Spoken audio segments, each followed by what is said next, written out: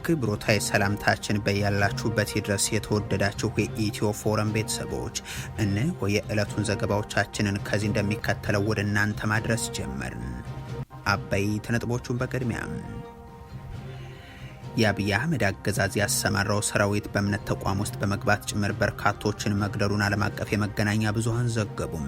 በአማራ ክልል የተለያዩ ስፍራዎች አሁንም ውጊያዎች ሲቀጥሉ፣ የብልጽግናው መንግስት ደግሞ ተደጋጋሚ ምት ስላሳረፍንባቸው ሰላም እየሰፈነ ነው ይላል። የፋኖ አመራሩ ደግሞ ድምፅ የተሰጠባቸው የምርጫ ካርዶች ከጎንደርና ባህር ዳር ወደ አዲስ አበባ እየተጓጓዙ ነው ሲሉ ገልጸዋል። ዝርዝሩ ተዘጋጅቷል። መፈንቅለ መንግስትን እንዳትሞክሩት ሲሉ ጀነራሉ ተናግሯል። ይህ በእንዲህ እንዳለ የህወሓት ላይኛው አመራር ስብሰባውን አከናውኖ ባለ 6 ነጥብ ያቋም መግለጫውን ይፋ አድርጓል። እንቃኘዋለን። የትግራይ ፖሊስ በአማራ ክልል ርዕሰ መዲና ባህር ዳር ግድያ ፈጽሞ በመቀለ የተሸሸገን የመንግስት የጸጥታ አባል በቁጥጥር ስር መዋሉን ይፋ አድርጓል። የአማራ ፖሊስ ጉዳዩን አረጋግጦ ከትግራይ በኩል ለተደረገው ትብብር ምስጋና አቅርቧል። ተጨማሪ አለን። በ4 ኪሎ አገዛዝ የ4 ዓመት እስራት የተፈረደባቸው ታዬ ደንደአ በቅርቡ የተመሰረቱባቸው ክሶች ተቋረጡ። መንግስትን በኃይል ለመገልበጥ የሚለውን ጨምሮ ቀርቦ የነበረው ክስም አቃቤ ሕግ ማቋረጡ ታውቋል። ይህንንም ይዘናል። ዓለም አቀፉ ተቋም በወልቃይት ቀጠና በትግራይ ተወላጆች ላይ እየተፈጸመ ነው ያለውን ጥፋት በተመለከተ ሪፖርቱን አውጥቷል። የዘፈቀደ ስርዓት፣ የስራ እንቅስቃሴ ገደቦችን ጨምሮ እንደ ኮሎኔል ደመቀ ዘውዱ ባሉ የአካባቢው ባለስልጣናት እየደረሱ ናቸው የተባሉ ጥፋቶችም ተካተዋል። ሌላኛው መረጃችን ነው። የሆርሙዝ ላይ የመርከብ ጥቃቶች ሲቀጥሉ ኢራን 2 መርከቦችን በቁጥጥር ስር አውላለች። ዶናልድ ትራምፕ ኢራን በገንዘብ ረገድ እየፈራረሰች ነው ብሏል። ቴህራን ደግሞ ለማያዳግም እርምጃ ተዘጋጅቻለሁ ስትል ዝታለች። የተወደዳችሁ የኢትዮ ፎረም ቤተሰቦች አብራችሁን ስትቆዩ እነዚህን እና ሌሎችን መረጃዎችን ታደምጣላችሁ። ሰናይ ቆይታ ይሆንላችሁ።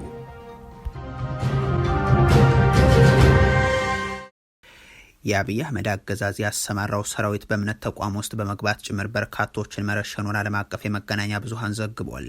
በአማራ ክልል የተለያዩ ስፍራዎች አሁንም ውጊያዎች ሲቀጥሉ፣ የብልጽግናው መንግስት ደግሞ ተደጋጋሚ ምት ስላሳረፍንባቸው ሰላም እየሰፈነ ነው ይላል።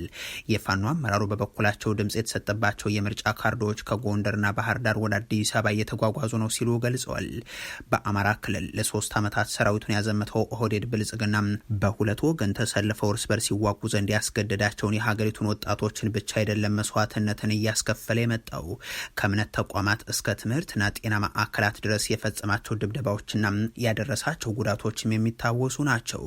ከቀናት በፊት ኢትዮ ፎረም በደቡብ ጎንደር ሳሊ በተባለ አካባቢም የመንግስት ወታደሮች የሃይማኖት አገልጋዮችን ስለመግደላቸው መዘገቡ ይታወሳል። በዚህ አካባቢ በእምነት ተቋም ውስጥ ጭምር የተፈጸመውን ይህንን ጥቃትም ዓለም አቀፍ የመገናኛ ብዙሃን ትኩረት ሰጥተውታል። ቢቢሲ በደቡብ ጎንደር ዞን ጋይንት ባሳለፍነው ሚያዝያ 9 አገዛዙ ወታደሮች 2 የቤተ ክርስቲያን ዲያቆናት፣ 1 መርጌታም፣ የእንስሳት ሐኪምና 3 አርሶ አደሮች ወደ እምነት ተቋማት በመግባት ጭምር እንደገደሏቸው የዓይን እማኞችን ዋቢ አድርጎ ዘግቧል። አንድ አባት ስለ ሁኔታው ሲናገሩ ቤተ ክርስቲያን ደርሰው የልጃቸውንና የሌሎችን አገልጋዮችን አስከሬን መመልከታቸውን ገልጸው መፈጠር ያስጠላል በማለት አገልጋዮቹ በተደጋጋሚ በጥይት እንደተደበደቡም ጠቅሰው ሰማዩ ተደፋብኝ ሲሉም ተናግረዋል። ረሽና ቀጥታ ቤተክርስቲያን ግድ ገብቶ ተኛ እንደ ቆሙ በመታቸው አንጋሎ ባራቸውን ጥንታቸውን ከዚያ ወዲያ እያገላበጠ አርሶ ለመብላት ቶታል የለይካው በኋላ ለቤተ ክርስቲያን ያልኩት ልጅ አሟሟቱ በከፋ አሟሟት ባለታ በከባድ በጨካኝ ምን እንሄዳለን ያርክ መላት ይችላል እናታለ አንድ የድጓ መምህር 2 ዲያቆን አውጥተው ከቤተ ክርስቲያን ዳርጀ ሰላም አስተኝተው ሶስታቸውን ሰዋቸው እንደ እግዚአብሔር ፍቃድ እንደ መድኃኒዓለም ሆኖ ያው ተርፍ ያለው አዲሰን ወጣነ አያ ክርስትና ነበር። ጸበሏን እየቀመጥነ ወሩ ተነሳ በኋላ መጀው ጠፋነ ወጣነ ወደ በራፉ ቤተ ክርስቲያን በራፍ ስንደርስ መጀመሪያ ተደፉን ይዞ ጋፈሙዝ መታን። ንጹሃን ላይ ጥቃት ፈጽመን አናውቅም በሚል የሚገልጹት የብልጽግና ሰዎች በዚሁ በደቡብ ጎንደር ቀጠና መዋጋታቸውን ግን አልሸሸጉም። የሌትናንት ጀነራል መሐመድ ተሰማው ምስራቅ እዝ እንደ ሳሊና ክምር ድንጋይ ባሉ አካባቢዎች ውጊያ አካሄዱ ሲል ማረጋገጫ ሰጥቷል።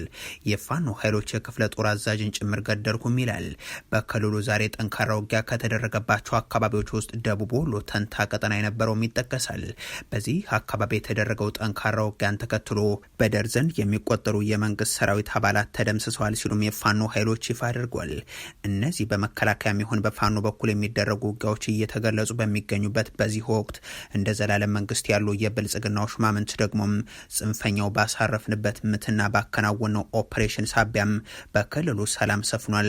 ህዝቡም በኮሪደር ልማታችን በምሽት እየወጣ እየተዝናና ነው፣ ጊዜውም የምርጫ ነው ሲሉ ይደመጣሉ። ይህን ጽንፈኛ ኃይል በተደረገው ከፍተኛ ኦፕሬሽን ተደጋጋሚ ምት ስላረፈበት እንደምታውቁት አብዛኛው እጅ እየሰጠ በ10 ሺዎች ወደ ማሰልጠኛ ገብቶ ወደ ህብረተሰቡ ስልጠናውን ወስዶ በዲዲአር የተቀላቀለበት ሁኔታ ነው ያለው። አሁን ሰዓት እላፊ የለም። ሰው 24 ሰዓት ነው የሚንቀሳቀሰው። ታስታውሱ እንደሆነ በ11 ሰዓት 12 ሰዓት በኋላ ሰው በከተማ አይሄድም ነበር። ዛሬ በኮሪደር ልማቱ ማታ ሁሉ እስከ ምሽት 3 ሰዓት 4 ሰዓት ሰው ወክ ሲያደርግ ነው የምታየው። ስለዚህ ይሄ አንጻራዊ ሰላም የተገኘበት አስተማማኝ ነገር የተፈጠረበት በሁሉም ከተሞች። እነዚህ የአገዛዙ ሹማምንት ይህንን የሚናገሩት ለምርጫ የሚወዳደሩባቸው አካባቢዎችን ወደ ዞን ከተሞች አዘዋውረው በበርካታ የክልሉ አካባቢዎች መዋቅራቸውን አፍርሰው ነው። ከብልጽግና የምርጫ ድግስ ጋር በተያዘም የፋኖ አመራሩ አስረስ ማረም በክልሉ ዋና ዋና ከተሞች እየተፈጸሙ ያሉ ተግባራትን ባቀረቡበት ማብራሪያቸው ካነሷቸው ጉዳዮች ውስጥ የጭነት አውሮፕላኖች ከቢሾፍቱ ወደ ባህር ዳርና ጎንደር የምርጫ ቁሳቁስ ሲያጓጉዙ ከሰነበቱ በኋላ ከሰሞኑ ደግሞ የመራጭ ስም የተመዘገበባቸው የምርጫ ካርዶችና ድምጽ የተሰጠባቸው ወረቀቶችን ከጎንደርና ከባህር ዳር ወደ አዲስ አበባ እያጓጓዙ ነው ያሉበት ይገኝበታል። ይህ በእንዲህ እንዳለ የትግራይ ፖሊስ በአማራ ክልል ርዕሰ መዲና ባህር ዳር ግድያ ፈጽሞ በመቀለ የተሸሸገን የመንግስት የጸጥታ አባል በቁጥጥር ስር መዋሉን አሳውቋል። የአማራ ፖሊስ ጉዳዩን አረጋግጦ ከትግራይ በኩል ለተደረገው ትብብር ምስጋና አቅርቧል። ከቀናት በፊት አንድ ኢንስፔክተር ያምራል አለሙ የተባለ የብልጽግናው መንግስት የጸጥታ አባል በባህር ዳር ከተማ ፈጽሞ የተባለው የወንጀል ድርጊት መነጋገሪያ ሆኖ ነበርም። በከተማ በአንድ ሆቴል ተቀጥራ ትሰራ የነበረች ወጣትን ይህ የአድማ ብተና አባል ከስራ ቦታ አስገድዶ ወደ ሌላ ሆቴል ከወሰዳት በኋላ ደፍሮ ስለ መግደሉ መዘገቡም የሚታወስ ነው። ዛሬ ደግሞ የትግራይ ፖሊስ ይህ ግለሰብ በመቀለ ከተማ በተደበቀበት በቁጥጥር ስር እንዳዋለው አሳውቋል። የአማራ ክልል ፖሊስም አስቀድሞ ባወጣው መግለጫው በብሔራዊ መረጃና ደህንነት አገልግሎት እንደዚሁም በክልሉ የጸጥታ ኃይሎች በተደረገ የተቀናጀና ጥብቅ ክትትል በቁጥጥር ስር አዋልኩት ብሎ ነበርም። እንዲያም ሆኖ ዘግይቶ ይህንን አስተካክሎ በሰው ህይወት ማጥፋት ወንጀል ተጠርጥሮ ለተወሰነ ጊዜ ተሰውሮ የነበረው ግለሰብ በትግራይ ክልል መቀለ ከተማ በቁጥጥር ስር ውሏል ብሏል። በትግራይ ክልል መቀለ ከተማ ተሸሽጎ እንደሚገኝ በመረጋገጡ በተደረገ የተቀናጀ ስራም በቁጥጥር ስር እንደዋለ በማንሳት ለዚህ ስኬታማ ላለው ስራም የትግራይ ክልል ፖሊስ ኮሚሽን ላበረከተው የላቀ አስተዋጽኦም ምስጋና እናቀርባለን ብሏል። የክልሉ ፖሊስ ኮሚሽን በክልሉ ይህ የአገዛዙ የጸጥታ አካል የፈጸመው ተግባር የታወቀ ሆኖ መነጋገሪያ ሆነ እንጂም እንዲህ ያሉ የወንጀል ድርጊቶች ግን የተለመዱ ናቸው። መፈንቅለ መንግስትን እንዳትሞክሩት ሲሉ ጀነራሉ ተናግሯል። ይህ በእንዲህ እንዳለ የህወሓት የላይኛው አመራር ስብሰባ ተደርጎ ባለ 6 ነጥብ ያቋም መግለጫ ይፋ አድርጓል። የትግራይ ጊዜያዊ አስተዳደር ፕሬዚደንት ጀነራል ታደሰ ወረደ ከትናንት በስቲያ በትግረኛ መግለጫ ሰጥተው በማግስቱም በተመሳሳይ ማብራሪያ ሊያቀርቡ ተከስተዋል። በጊዜያዊ መንግስቱ ላይ መፈንቅለ መንግስት ለማድረግ እንዳታስቡት እንዳትተገብሩትም ሲሉም ተሰምቷል። የክልሉ መንግስት ሚዲያዎች በህወሓት ተጠልፏል የሚሉት ጀነራሉ ሚያዝያ 13 የሰጡት ቃለ ምልልስ ተዛብቶ እንደቀረበባቸው ማሳያ ጭምር እያቀረቡ ጠቅሷል። ስልጣኔን እለቃለሁ ብሏል ተብሎ በክልሉ ሚዲያዎች የተሰራጫለ የሚሉትን በማንሳት በጊዜያዊ መንግስቱ ላይ መፈንቅለ መንግስት ለማድረግ ማሰብና መተግበር ለትግራይ ህዝብ የማይመጥን የቅርብም የሩቅም የማይቀበለው ዘመኑን የማይዋጅ ነው የሚሉት ጀነራል ታደሰም እንዲህ ያለ አደገኛ ድርጊት እንዳይታሰብ ሲያስጠነቀቁም ተሰምቷል።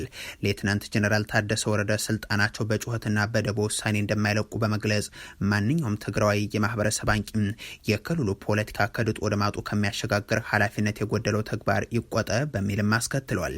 ህወሓት ባለፈው ሳምንት ነባሩ መንግስት ይመለስ ሲል የወሰነው ውሳኔም እሳቸውን ጨምሮ 9 አባላት ላሉት ካውንስል እስካሁን አልቀረበም ያሉት ፕሬዚደንቱም ቀርቦም ቢሆን ካውንስሉ ውሳኔውን ከማወቅ በዘለለም ውሳኔውን መቀልበስ እንደማይችል ገልጿል። የህወሓቱ ነባር መንግስት ይመለስ አደገኛና ተጨማሪ ግጭትና ጥፋትን የሚጋብዝ ውሳኔውም ከተተገበረ ውድቀት እንጂ ድል እንደማያስገኝም ሲያብራሩ ነው የተሰሙት። የህወሓት የላይኛው አመራር ደግሞ ኮንፈረንሱ በመቀለ ከተማ አካሂዶ የማዕከላዊ ኮሚቴ ውሳኔንም አጽድቋል። የወረዳ የከተማና የዞን አመራሮች የተካተቱበት ይህ የድርጅቱ ስብሰባም ባለ 6 ነጥቦች አቋም መግለጫ ነው ያወጣው። በዚህም መሰረት ህወሓት ማዕከላዊ ኮሚቴው የተበተነው የትግራይ ክልል ምክር ቤት ወደ መደበኛ ስራው እንዲመለስ ያስተላለፈው ውሳኔም የትግራይ ህዝብን እንደ ህዝብ ያጋጠመው የህልውና አደጋ የተረዳና ህዝባችን የትግል ማዕከል እንዲኖረው የሚያደርግ ስለሆነም ተግባራዊ እንዲሆን ግዴታችንን እንፈጽማለን የሚለው በቀዳሚነት አንስቷል። ማዕከላዊ ኮሚቴው አስፈጻሚ አካሉ አካታች እንዲሆን ያስቀመጠው አቅጣጫም ያለንበትን ሁኔታ በመገንዘብ ኃይላችንን አደራጅተን የሚመጣብንን ችግር ለመመከት የሚያስችል ስለሆነም ተግባራዊ እንዲሆን ድርሻችንን እንወጣለን የሚለውም በአቋም መግለጫው ላይ ተነስቷል። ከብልጽግናው መንግስት ጋር ያለውን ልዩነት በንግግርና በውይይት እንዲፈታ የተቀመጠው አማራጭን ጨምሮ መስዋዕትነት የተከፈለበት የራስን መብት የማረጋገጥ ጉዳይን እንደግፋለን የሚለውም በአቋም መግለጫው ላይ ከተነሱበት ውስጥ ይገኛል።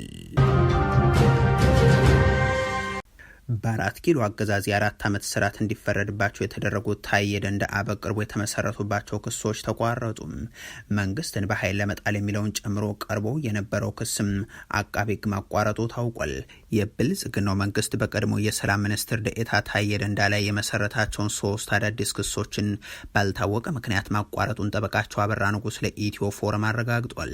ጠቅላይ ሚኒስትሩን በሰው ደም የሚጫወቱ አረመኔ በሚል መግለጻቸውን ተከትሎም የአብይ አህመድ የግል እስረኛ ሆኖ በተለያየ ምክንያት ለ2 ዓመታት በእስር የቆዩት አቶ ታዬ ደንደአ ፈቃድ የሌለው የጦር መሳሪያ በመያዝ ወንጀል ተከሰው የ7 ዓመት እስራትም ተፈርዶባቸው የነበረ ቢሆንም በይግባኝ ሂደት የተላለፈባቸው ቅጣት ወደ 4 ዓመት ዝቅ እንዲል ተደርጎ በቅርቡ ውሳኔ ተሰጥቶ ነበር።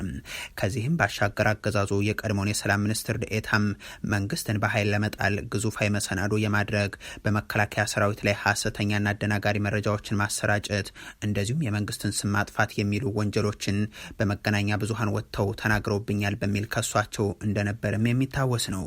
የፌዴራሉ ጠቅላይ ፍርድ ቤት በእነዚህ ተደራራቢ ክሶች ላይ የቀረበውን ይግባኝ መርምሮ ውሳኔ ለመስጠት ለዛሬ ቀጠሮ ይዞ የነበረ ቢሆንም አቃቤ ሕግ ግን ክሱን ማቋረጡን ለችሎቱ አሳውቋል። ይሁን እንጂ ክሱ የተቋረጠበት ምክንያት በዛሬው ችሎት ላይ በግልጽ አልተነገረም።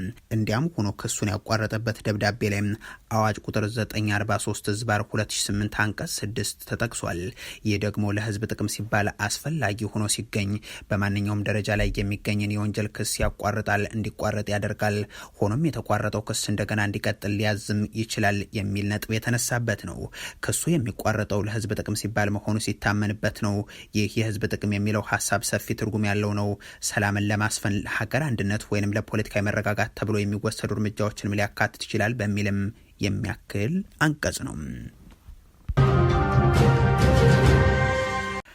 ዓለም አቀፉ ተቋም በወልቃይት ቀጠና በትግራይ ተወላጆች ላይ እየተፈጸመ ነው ያለውን ጥፋት የተመለከተ ሪፖርቱን አውጥቷል።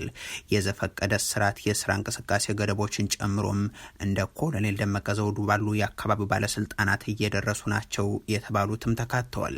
ሂዩማን ራይትስ ዎች ባወጣው አዲስ ሪፖርቱ በምዕራብ ትግራይ የሚገኙ ባለስልጣናት የጸጥታ ኃይሎች የ2 ዓመቱ ደም አፋሳሽ ጦርነት ካበቃም ከ4 ዓመታት በኋላም በትግራይ ተወላጆች ላይ የዘፈቀደ ስርዓትን የመንቀሳቀስ የስራና አገልግሎቶች የማግኘት መድሎ የተሞላበት ገደብን እየጣሉ ናቸው ይላል።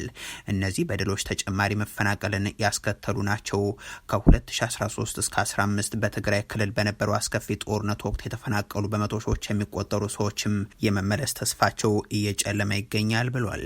በአካባቢው የሚገኙ ተጋሩ በሁሉም የህይወት ዘርፎች ላይ ከባድ ሰብአዊነት የጎደለው ገደብ እየተጣለባቸው ይገኛል ያሉት የሂውማን ራይትስ ዎች ባልደረባ ላታሻ ባደር የኢትዮጵያ ባለስልጣናትና አጋሮች ቸው ተጋሩ እንደ ሁለተኛ ዜጋ የሚቆጠሩበትን ሁኔታ ችላ ለማለት የቆረጡ ይመስላል ይላሉ።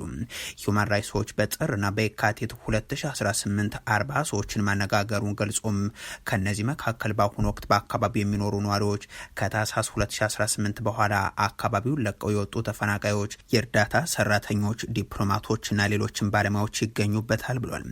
ሪፖርቱ እንደሚገልጸው ከሆነ ለም በሆነውና ሰሊጥ በሚመረትበት በዚህ አካባቢ የሚኖሩ በርካታ ተጋሮች የእርሻ መሬታቸውን አጥተዋል። ቀደም ሲል በትግራይ ተወላጆች ይዞታ ስር የነበሩ መሬቶችም ለአዳዲስ ባለሀብቶች ተከፋፍለዋል።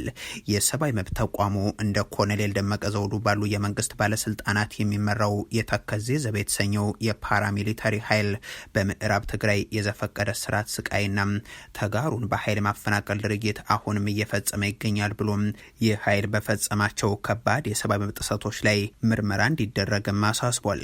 ሁማን ራይትስ ዎች በበደሎቹ ላይ እጃቸው ያለባቸው ጊዜያዊ አስተዳዳሪዎችን ከስራ አግዶ ምርመራ እንዲከናወን እንዲሁም የአፍሪካ ህብረት ደግሞ የካምፓላ ስምምነትን ተከትሎ ደህንነቱ የተጠበቀና በፈቃደኝነት ላይ የተመሰረተ የተፈናቃዮች ተመላሽነትን እንዲያረጋግጥም ጥሪ አቅርቧል።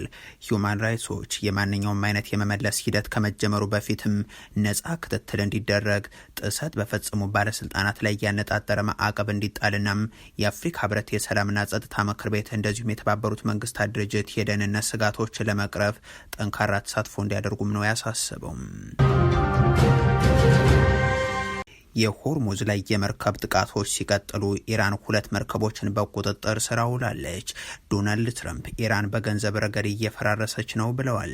ቴህራን ደግሞ ለማያዳግም እርምጃ ተዘጋጅቻለሁ ስትል ዝታለች። የአሜሪካና ኢራን ጦርነት በተኩስ አቁም ሂደት ውስጥ ቢሆንም የባህር ላይ ትንቅንቁ ግን እንደቀጠለ ነው። ሆርሙዝ ላይ 3 መርከቦች ጥቃት ሲፈጸምባቸው ኢራን 2 መርከቦችን በቁጥጥር ስር ማዋሏን አሳውቃለች። የኢራን እስላማዊ አብዮታዊ ዘብ በፈጸመው ጥቃት 3 የጭነት መርከቦች በሆርሙዝ የባህር ወሽመጥ ላይ መመታታቸውንም የሀገሪቱ የመገናኛ ብዙሃን ዘግበዋል። አብዮታዊ ዘቡ እርምጃ ከተወሰደባቸው 3 የጭነት መርከቦች መካከል 2ቱን እንደያዘም አሳውቋል። በሆርሙዝ ወሽመጥ ላይ ያለው የመርከቦች እንቅስቃሴ በሁለቱ ኃይሎች ማስጠንቀቂያ ውስጥ ባለበት በዚህ ወቅት ኢራን መመሪያውን አልተከተሉም ባለቻቸው መርከቦች ላይ ነው እርምጃ እየወሰድሁ ነው የምትለው። የመጀመሪያው ጥቃት በሆርሙዝ ወሽመጥ ላይ ሲጓዝ በነበረም የግሪክ ኩባንያ ንብረት በሆነም ኮንቴነሮችን በጫነ መርከብ ላይ ተኩስ ተከፍቶ ከባድ ጉዳትን ያደረሰው ነው። ሌላኛው ደግሞ ንብረትነቱ የተባበሩት አረብ ኤሚሬቶች የሆነና የፓናማን ሰንደቅ ዓላማ በሚያውለበልብ መርከብ ላይ ጥቃት የተፈጸመበት ነው። በመርከቡና በሰራተኞቹ ላይ ግን ጉዳት እንዳልደረሰ ተሰምቷል። ሶስተኛው ጥቃትም የፓናማ ሰንደቅ ዓላማን የሚያውለበልብ መርከብ ሲሆን ከሆርሙዝ ወሽመጥ በሚወጣበት ጊዜም የጥቃት ኢላማ ሆኗል። በዚህ ጥቃትም በመርከቡ የተለያዩ ክፍሎች ላይ ጉዳት እንደደረሰ ተዘግቧል። የአሜሪካው ፕሬዚደንት ዶናልድ ትራምፕ ደግሞ ኢራን በከፋ የኢኮኖሚ ቀውስ ውስጥ በመውደቋም የሆርሙዝ ሰርጥ በአስቸኳይ እንዲከፈት ፍላጎት አላት ብለዋል። ፕሬዚደንቱ ኢራን በገንዘብ ረገድ እየፈራረሰች ነው፣ የሆርሙዝ ሰርጥን በአስቸኳይ እንዲከፈት ትሻለች፣ ጥሬ ገንዘብ ተርበዋል፣ በቀን $500 ሚሊዮን እያጡ ነው፣ የወታደርና የፖሊስ አባላት ደሞዝ አልተከፈለም የሚል ቅሬታ እያቀረቡ ነው ሲሉ ጽፏል። በሌላ በኩል ዶናልድ ትራምፕ ከኢራን ጋር የሚደረገው ሁለተኛው ዙር የሰላም ንግግር በቀጣዩ አርብ ሊጀመር ይችላል ማለታቸው ኒውዮርክ ፖስት ዘግቧል። ጋዜጣው የፓኪስታን ባለስልጣናትን ጠቅሶ ከ36 እስከ 72 ሰዓታት ባሉት ጊዜያት ውስጥ ውይይቱ ሊጀመር እንደሚችል ጠቅሷል። ኢራን ደግሞም ጦርነቱን ለማቆም በጎረቤት ሀገር ፓኪስታን በኩል የሚደረጉ ዲፕሎማሲያዊ ጥረቶችን እንደምትደግፍና እንደምታከብር አሳውቃለች። የኢራን እስላማዊ አብዮታዊ ዘብ ደግሞም በማንኛውም ጊዜ ሊሰነዘር የሚችለውን አዲስ ጥቃት ለመመከትና ጠንካራ አጸፋዊ እርምጃን ለመውሰድ ሙሉ ዝግጅት ላይ ነኝ ይላል። የኢራን የዜና ምንጮች እንደዘገቡት ከሆነ ወታደራዊ ክንፉ አዲስ ጦርነት የሚቀሰቀስ ከሆነ በጠላት ቀሪ ሀብቶችና ንብረቶች ላይ እጅግ አጥፊና የማያዳግም ድብደባን አደርሳለሁ ሲል አሳውቋል። አብዮታዊ ዘቡ ማንኛውም አይነት ወታደራዊ ትንኮሳን ለመመከት የመከላከያና የማጥቃት ሰራዊቱ በተጠንቀቅ ላይ እንዲሆን ማዘዙንም አረጋግጧል። የተወደዳችሁ የኢትዮ ፎረም ቤተሰቦች ለዛሬ ያሉን መረጃዎች ይህንን ይመስሉ ነበር። አበቃን። ቸር ያሰማን።